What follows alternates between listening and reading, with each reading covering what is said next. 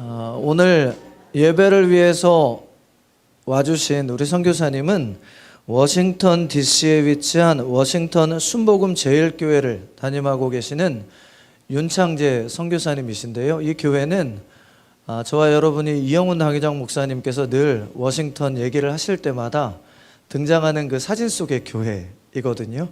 오늘 예배를 위해 평생을 준비되신 우리 선교사님, 준비되게 하신 하나님께 영광의 박수 올리며 선교사님 맞이하겠습니다. 할렐루야.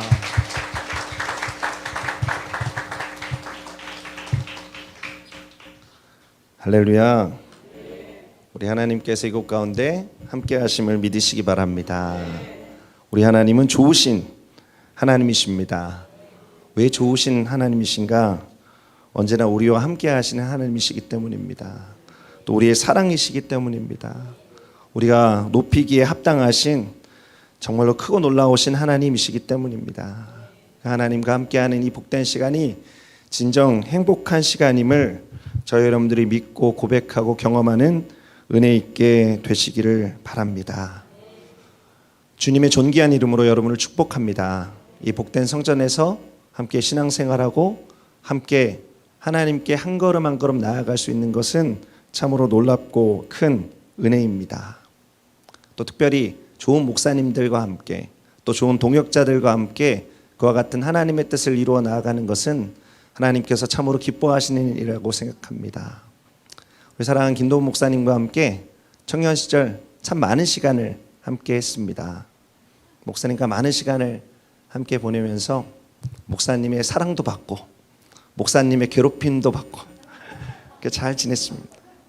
함께 사역하면서 예배가 마치고 배가 고프면 함께 이런저런 음식도 먹고 함께 먹고 목사님은 뛰고 저는 자고, 그래서 때로 목사님께서 저를 깨워서 뛰어야 된다, 제 등을 떠밀어서 뛰게 하기도 하고, 또 때로 저를 어느 곳으로 데려가서 이 조용한 곳에서 찬양 한 곡 쓸 때까지 안 나오면 안 된다, 그래갖고 밤새도록 기도하면서 하나님이 또 제 마음속에 두신 곡들을 썼던 기억도 납니다.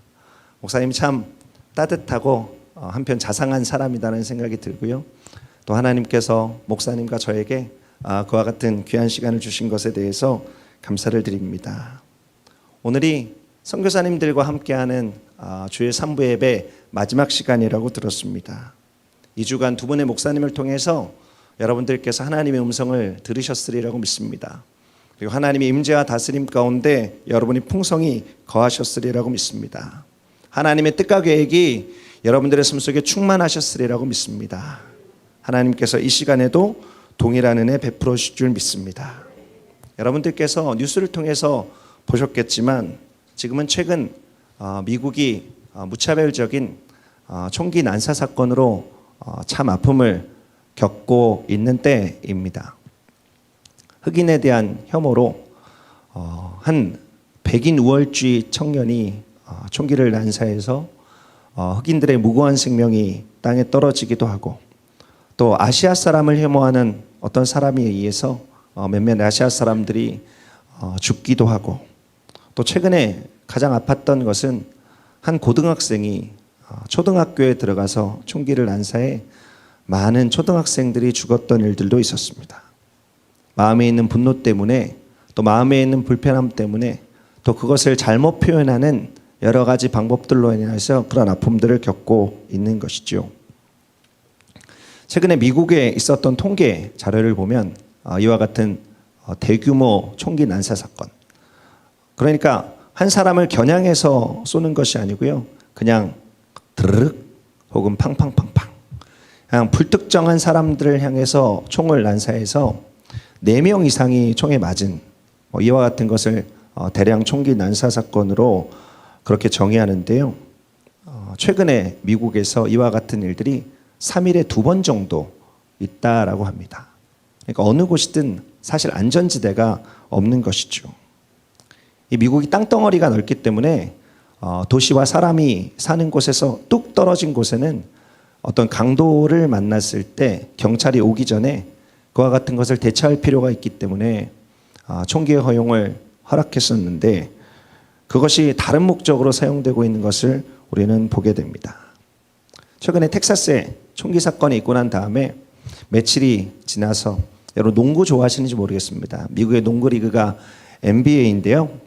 NBA 최근에 파이널 챔피언 결정전이 끝났는지 모르겠습니다만 그 마지막 단계에 올라간 팀 중에 골든 스테이트 워리어스라는 팀이 있습니다. 그 팀의 감독이 스티븐 커라고 하는 감독인데요. 이 감독이 플레이오프 경기 전에 이제 경기를 위한 인터뷰 자리에 나섰다가 인터뷰를 제대로 하지 못하고 경기에 대한 얘기를 하나도 하지 못하고 갑자기 마음에 어떤 울분이 터졌는지 더 이상 이런 일들이 우리 미국에서 일어나는 것이 지겹습니다. 그리고 책상을 쾅쾅쾅쾅 치면서 여러분 무관심해서는 안 됩니다. 내가 당한 일이라고 생각해야 됩니다. 강 건너 불 보듯 해서 안 됩니다. 내가 당한 일이라고 생각하고 가슴 아파야 합니다라고 호소하는 장면을 본 일이 있습니다. 저는 그 장면을 보면서요, 한 장면이 제 머릿속에서 떠올랐습니다.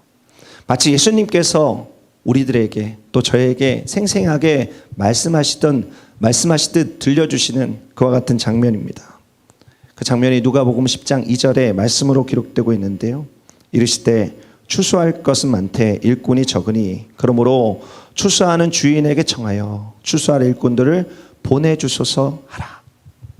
빛이 없는 세상 속에, 소금이 없는 세상 속에, 그래서 어두워지고 부패해져가는 세상 속에, 추수할 것은 많되 일꾼이 없는 세상 속에 하나님께서 저와 여러분들에게 사랑하는 나의 자녀들아, 너희가 무감각해져서는 안 된다.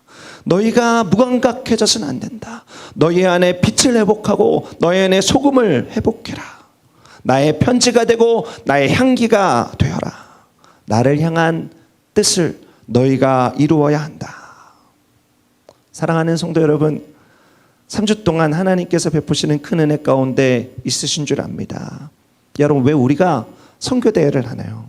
왜 선교사님들 초청해서 귀한 말씀을 듣나요? 선교사님의 은혜로운 간증을 듣죠. 아, 선교사님 참 은혜로운 삶을 살고 계시는구나. 선교사님 참 희생적인 삶을 살고 계시는구나. 참 대단한 분이다. 내가 도저히 흉내낼 수 없는 분이다. 여러분, 만약에 여기서 끝 이러면 우리가 선교대회로 모여서 선교사님 초청해서 예배드리는 의미가 절반밖에는 이루어지지 않는 것입니다. 저와 여러분이 어떤 사람인가, 여러분 우리가 그것을 기억해야 되는데요. 오늘 본문 우리가 읽은 말씀에 조금 앞으로 거슬러 올라가면 고린도후서 5장 17절에 이런 말씀이 기록되어져 있습니다. 그런즉 누구든지 그리스도 안에 있으면 새로운 피조물이라. 이전 것은 지나갔으니 보라 새 것이 되었도다. 여러분, 우리는 예수님 안에서 완전히 새로운 피조물이 되었습니다. 이전에 우리들의 삶을 억누르고 힘들게 하던 모든 사망 권세가 예수 그리스도의 대속의 죽음으로 끝나게 되었습니다. 우리가 새로운 생명, 새로운 기쁨의 은혜를 누리게 된 것이죠. 이전과 완전히 다른 존재가 된 것입니다. 여러분, 이것을 깊이 생각하면 생각할수록 놀라운 은혜다라는 것을 발견하게 됩니다. 우리는 아무 공로가 없으나 예수님의 보배로운 피로 말미암아 도저히 화목하게 될 수 없었던 우리가 하나님과 화목하게 되어 하나님의 복된 자녀가 된 것이죠. 여러분, 이것은 다른 이 세상의 어떤 것과 바꿀 수 없는 가장 귀한 것이고 가장 값비싼 것이고 가장 아름다운 사건인 것입니다. 여러분, 이것이 우리의 부르심이죠. 하나님께서 죄인인 우리를 부르셔서 사망 가운데 있는 우리를 부르셔서 이와 같은 놀라운 은혜를 베풀어 주신 것입니다. 여러분, 그러면 이 은혜로 끝인가? 여러분, 하나님께서는 우리 안에 은혜를 베풀어 주시고 더불어 우리들의 삶 속에 영광스러운 직분과 우리가 선포해야 되는 말씀 또한 주셨습니다. 부르심에서 끝난 것이 아니라 우리들의 삶에 보내심을 통해서 하나님의 뜻을 완성하고 있는 것이죠. 이어지는 고린도서 8장 18절 19절 말씀 여러분 함께 보길 원합니다. 모든 것이 하나님께로 났으며 그가 그리스도로 말미암아 우리에게 자기와 화목하게 하시고 또 우리에게 화목하게 하는 직분을 주셨으니 곧 하나님께서 그리스도 안에 계시사 세상을 자기와 화목하게 하시며 그들의 죄를 그들에게 돌리지 아니하시고 화목하게 하는 말씀을 우리에게 부탁하셨느니라.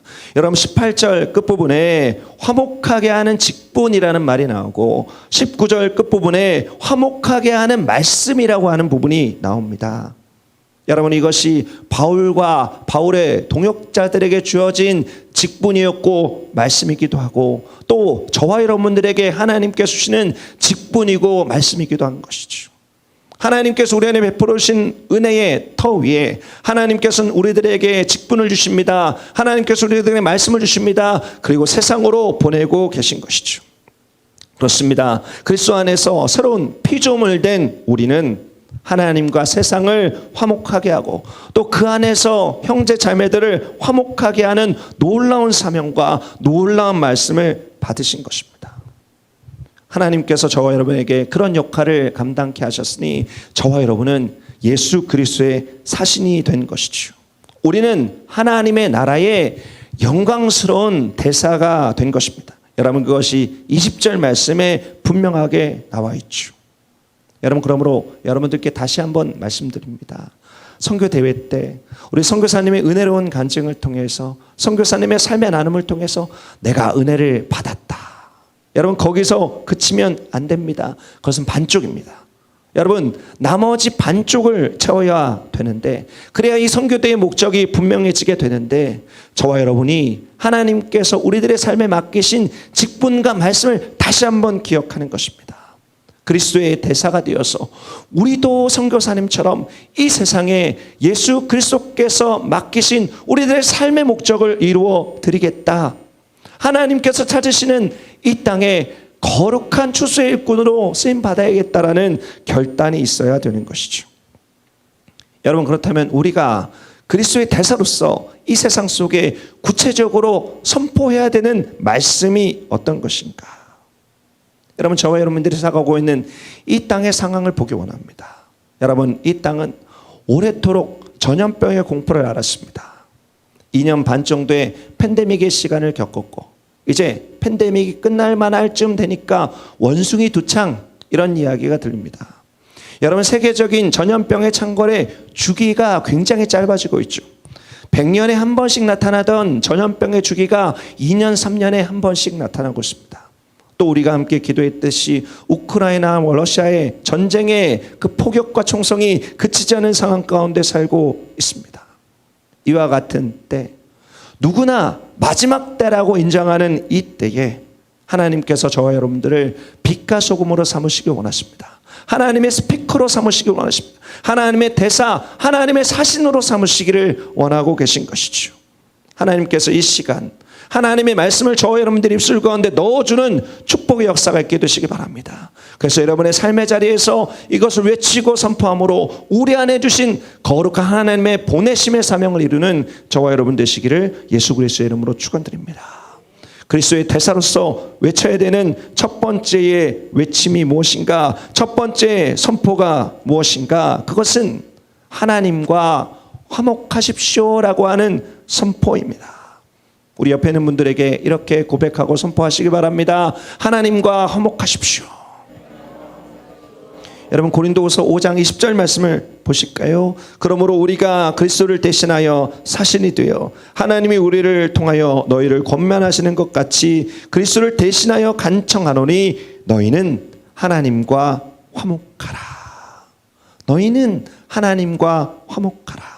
여러분 이것이 사도 바울이 고린도 교회에 외쳤던 그리스도의 대사가 되어서 그리스도의 사신이 되어서 외쳤던 첫 번째 외침이었던 것입니다.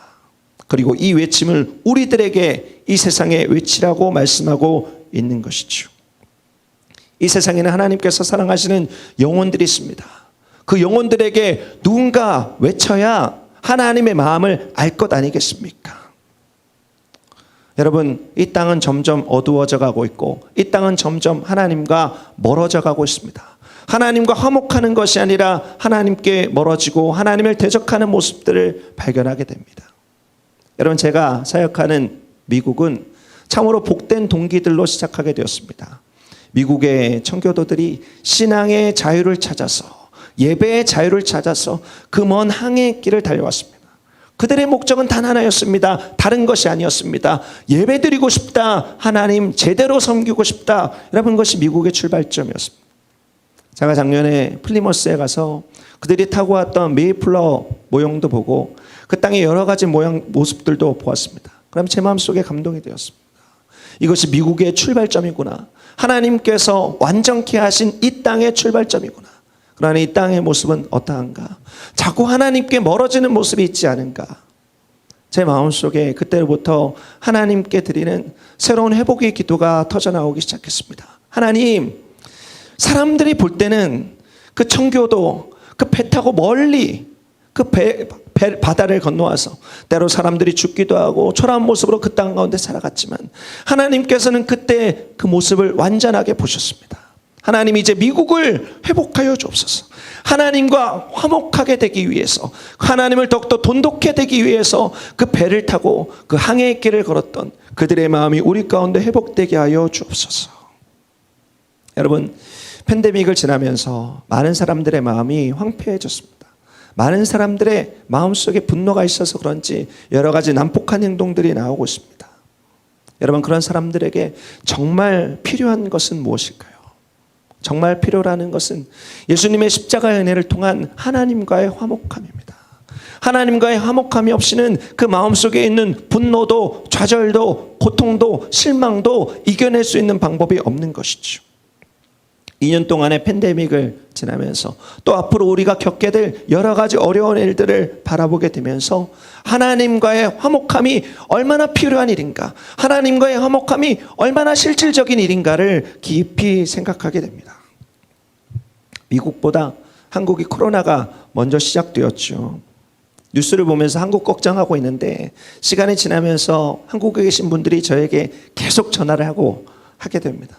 목사님 괜찮으신가요? 선교사님 괜찮으신가요? 미국의 확진자가 이미 엄청나게 늘어나고 있습니다. 여러분, 제가 미국에 가기 전에 홍콩에서 사역했는데요. 홍콩의 집사님이 저에게 전화하셨습니다. 목사님, 홍콩에 확진자가 어마어마하게 났습니다. 87명이나 났습니다. 우리 어떡합니까? 제가 그래서 이런 답변 들었습니다. 오늘 저희는 23만 명 확진자가 났습니다. 여러분, 어마어마한 확진자가 났죠. 여러분, 미국이 이렇게 전염병의 공포로 떨었던 적이 없었습니다. 늘 전염병은 개발도상국 혹은 후진국에만 있는 것으로 생각했으니까요. 제가 아는 한 간호사가 뉴욕 큰 병원에서 일하고 있습니다. 그런데 이분이 페이스북에 자신이 겪고 있는 공포를 올려주셨습니다. 병원들마다 시체가 넘쳐나고 시체를 싣는 차가 병원을 돌고 돌아도 다 처리하지 못해서 어느 한 곳에 시체를 쌓아두고 있는 장면을 보면서 큰 충격을 받았다라고 하는 것이죠. 그 충격과 공포를 페이스북에 글로 썼는데 의료진으로서 그 모든 것들을 철저하게 컨트롤하지 못하는 자신의 한계상, 자신의 처절한 연약함을 고백하는 그녀의 고백이 제 마음을 울렸던 기억이 납니다. 여러분, 오래전에 불렸던 찬양 가운데 그들은 모두 주가 필요해라는 찬양이 있습니다. 매에 스치는 사람들, 그들은 무엇을 원하나, 공허한 그 눈빛은 무엇으로 채우나. 그 찬양의 후렴구는 이렇죠. 그들은 모두 주가 필요해. 그들은 모두 주가 필요해. 여러분, 정말로 그렇습니다. 이 땅에 있는 사람들이 가면 쓰고 잘 살아가는 것 같지만, 뭔가 평안하다 하는 것 같지만 그 삶을 들여다보면 감출 수 없는 아픔이 있습니다.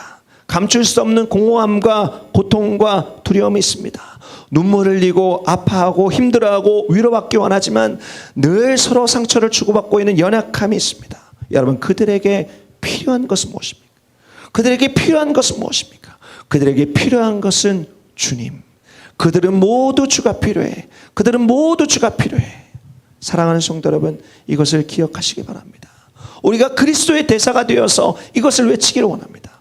이 세상에 있는 많은 사람들은 마음속에 결핍을 가지고 그 결핍을 채워달라 아우성치고 있습니다.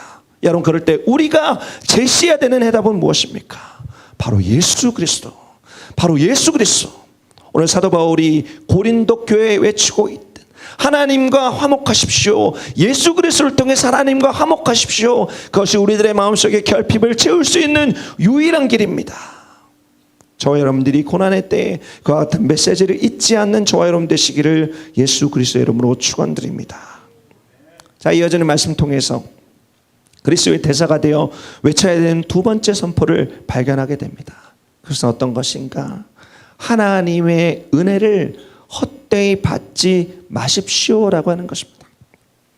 고린도서 6장 1절에 있는 말씀입니다. 우리가 하나님과 함께 일하는 자로서 너희를 권하노니 하나님의 은혜를 헛되이 받지 말라. 두 번째 고린도 교회 사도 바울이 외쳤던 그리스도의 대사로서의 외침은 하나님의 은혜를 헛되이 받지 말라라고 하는 것입니다. 교회를 향한 외침이죠. 그리고 이 외침은 오늘날 우리들의 교회에도 강력하게 외쳐지고 있는 하나님의 말씀이 되는 것입니다. 여러분, 전염병의 공포를 오랫동안 지나가면서 교회들 그리고 그리스도인들의 모습은 어떠했습니까? 저와 여러분들의 모습은 어떠했습니까? 여러분, 지금은 어느 정도 안정되어져 가는 것 같습니다. 그래서 이제 잘 넘어갔구나라고 생각하기 쉽습니다. 그러나 하나님의 뜻이 있습니다. 우리가 겪어왔던 약 2년 반 정도의 시간을 돌이켜보라는 것이 하나님의 뜻입니다. 우리 안에 그 이전에 없었던 또 다른 사건이 있다라고 한다면 그 안에서 하나님께서 우리 안에 주신 메시지가 분명히 있는 것이죠. 혹시 우리도 이 땅에 하나님의 은혜를 모르는 사람들처럼 똑같지는 않았는지 모르겠습니다. 우리도 두려움 속에서, 염려와 걱정과 분노 속에서, 분주함 속에서 하나님께서 원하시는 담대함 잃어버리고 믿음 잃어버리고 세상 사람들과 똑같지 않았는가라는 생각을 해볼 필요가 있습니다. 여러분, 우리는 은혜 받은 자죠. 은혜 받은 자는 어려움 속에 그 은혜의 열매가 드러나게 되어졌습니다. 그 은혜가 더 빛나게 되어져 있죠. 저는 2년 반 동안에 경험했던 이 팬데믹의 시간 속에 성경에 뿌려진 씨 뿌리는 자의 비유를 깊이 생각하게 되었습니다. 여러분, 이 비유에는 똑같은 씨앗이 뿌려졌으나 다른 결과를 만들어내게 된 예수님의 비유의 말씀이 기록되어져 있습니다. 똑같은 하나님의 은혜를 받았으나 그 똑같은 하나님의 은혜에 다른 반응이 기록되어져 있는 것이죠. 이 비유를 생각하면서 제 자신이 길가밭과 같은 사람이 아닌가, 돌밭 같은 사람이 아닌가, 가시떨기밭 같은 사람이 아닌가, 아니면 좋은 땅 같은 사람이 아닌가를 깊이 생각해 보게 되었습니다. 우리가 길가밭 신자들처럼 예수님에 대해서 듣고 혹 누군가의 권유에 따라서 교회에 나오지만 형식적인 신앙에 머물러서 복음의 능력을 완전히 빼앗겨버린 상태가 되지는 않았는지, 또 돌밭 신자들처럼 복음을 듣고 약간의 뿌리가 내려서 기쁨을 맛보았으나 현재의 환난 속에 그 기쁨 빼앗겨버리고 분주함과 고통 속에서 살고 있는지, 혹 가시떨기밭 같은 사람들처럼 복음이 어느 정도 뿌리가 내렸지만 세상의 유혹과 환락, 또 세상의 걱정과 욕심 속에서 쓰러지지는 않았는지 저 여러분의 삶을 살펴보아야 되는 것이죠. 여러분, 주님은 말씀하십니다. 길가 신자, 돌밭 신자, 가시떨기밭 신자. 그 본문 가운데 말씀하고 있는 그러한 사람들은 오늘 본문이 말씀하고 있는 은혜를 헛되이 받은 자라고 하는 것이죠. 누구나 하나님의 은혜를 받았으나 열매 맺지 못한 자로 이후에 아낌없이 찍어 없어져 버릴 수도 있는 사람입니다. 사랑하는 성도 여러분, 제가 여러분들께 정말로 간곡하게 부탁드리고 싶습니다. 마음을 다해서 부탁드리고 싶습니다. 제 마음을 꺼내서 보여주고 싶다라는 마음까지도 듭니다. 여러분, 오늘 말씀을 꼭 기억하십시오. 하나님의 은혜를 헛되이 받지 마십시오. 여러분, 제가 미국에서 신앙생활하면서 우리 성도님들과 신앙생활하면서 이 부분에서 가슴 아파하는 부분들이 있습니다. 오랫동안에 미국에 건너와서 처음부터 교회에 나왔으나 아직까지도 하나님을 만나지 못하고 교회 문화 가운데 빠져 계신 분들이 계십니다. 여러분 그럴 때마다 제 마음이 정말로 무너지는 것 같습니다. 하나님의 은혜가 헛되어서는 안 된다라고 하는 것이죠. 여러분 우리들의 마음속에 복음의 씨앗이 심겨져 그것이 30배, 60배, 100배 열매 맺는 것이 하나님의 은혜를 헛되이 받지 않는 것이다라고 하는 것입니다. 하나님께서는 이 시대, 이 교회에 그러한 사람들을 찾고 계십니다. 심령 깊이 뿌리내린 복음의 씨앗으로 말미암아 이 땅에 닥쳐오는 모든 환난들을 이기고 염려를 이기고 유혹을 이기고 그 생명의 말씀 속에 풍성하게 열매 맺는 사람. 주님을 배울 때 두 손 가득 열매 안고 주님 이 열매를 하나님의 은혜 가운데 맺었습니다. 그런 사람들을 하나님께서 찾고 계시다라고 하는 것이죠. 사랑하는 성도 여러분, 우리 금옥교회 사랑하는 성도님들이 그런 자이기를 원합니다. 반석과도 같은 든든한 믿음 속에서 매일매일 예수님을 닮아가면서 이 땅에 있는 사람들에게 그리스도의 열매로 예수님의 사랑을 전하는 사람. 헛되이 받지 않은 은혜로 말미암아 그 은혜가 하나님의 역사 가운데 흘러 넘쳐나는 사람으로 쓰임받는 저와 여러분 되시기를 예수 그리스도의 이름으로 축원드립니다. 그런가 하면 마지막 선포는 이것입니다. 우리가 외쳐야 되는 마지막 선포, 그리스도의 대사로서 외쳐야 되는 선포입니다. 지금이 은혜 받을 만한 때요, 지금이 구원의 날입니다 라는 선포입니다. 고린도서 6장 2절 말씀이죠. 이르시되 내가 은혜를 베풀고 너에게 은혜 베풀 때에 너희가 듣고 구원의 날에 너를 도왔다 하셨으니 보라 지금은 은혜 받을 만한 때요, 보라 지금은 구원의 날이로다. 여러분 이 말씀 가운데 제가 설교서도에 나눴던 우리의 부르심과 우리의 보내심이 정확히 기억되어졌습니다. 보라 지금이 은혜 받을 만한 때요, 보라 지금이 구원의 날이로다 주님께서 말씀하고 있는 것이죠. 저는 이 말씀이 요즘 너무 깊게 와닿습니다. 지금 오늘이 강조되고 있는 것이죠. 우리 과거 왕년에 이렇게 했습니다가 아닙니다.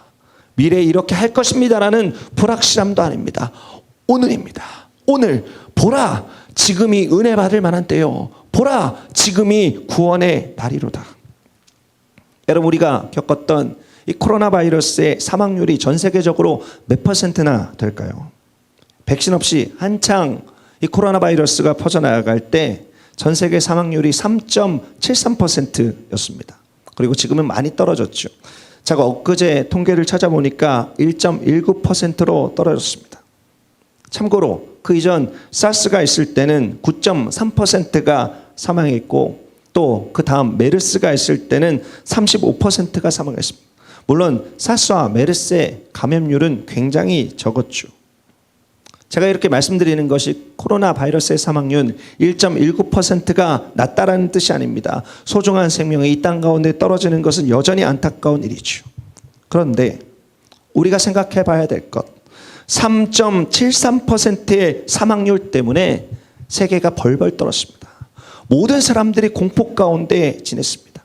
여러분 3.73%가 주는 공포가 이렇게 엄청나는데 여러분 우리가 간과하는 날이 있죠. 그날입니다. 예수 그리스도의 복된 이름이 그 심령에 없으면 100% 사망하는 날입니다. 사망률 100%를 경험하게 될 수밖에 없는 날입니다. 여러분 지금 우리가 살아가고 있는 이 시대 속에 모든 세계와 열방 가운데 예수 믿는 사람이 몇 퍼센트나 되겠습니까? 여러분 시각에 따라서 여러 차이가 있겠지만 그 숫자가 그대로 진행되어진다라고 한다면 여러분 우리가 지금 겪고 있는 코로나보다 전쟁보다 더 수없이 많은 사람들이 죽음을 경험할 수밖에 없을 것입니다. 그날이 성경에 기록된 완전한 심판의 날이죠. 여러분 우리가 2년 반 동안에 겪었던 코로나 바이러스로 말미암은 고통은 어느 날 찾아오게 될 그 심판의 날의 작은 그림자에 불과합니다. 그러므로 우리는 그리고 이 세상 속에 더 큰 두려움의 날이 있다는 것을 기억하고 그 심판의 날이 있다는 것을 기억하고 우리가 힘써 외쳐야 되는 것이죠.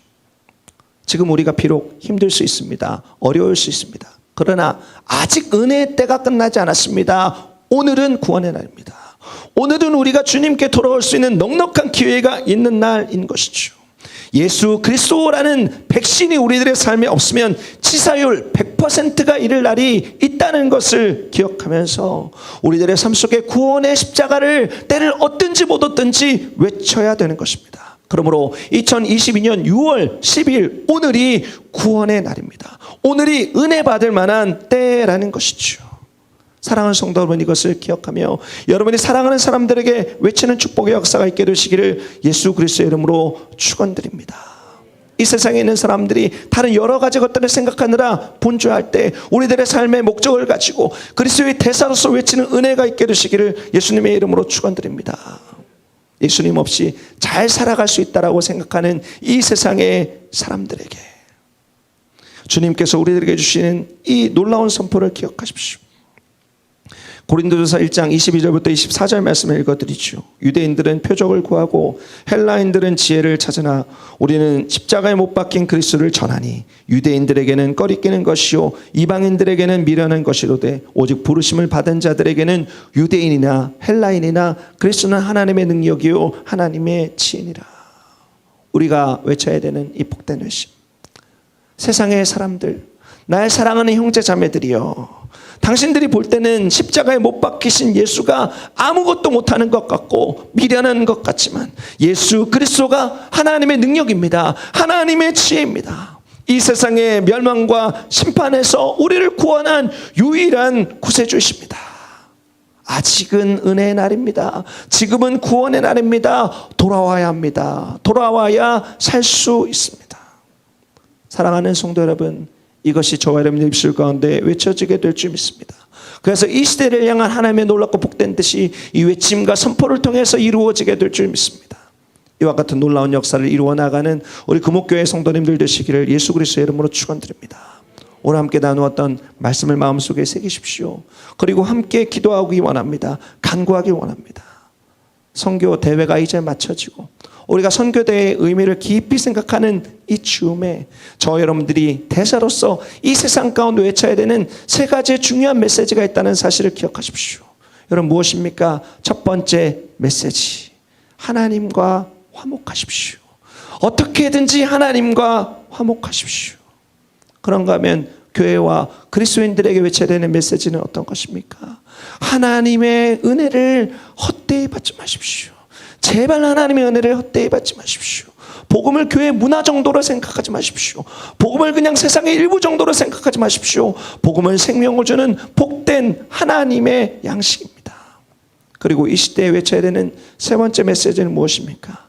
지금이 은혜 받을 만한 때요, 지금이 구원의 날입니다 라고 하는 선포인 것입니다. 사랑하는 성도 여러분, 이 선포를 기억하시기 바랍니다.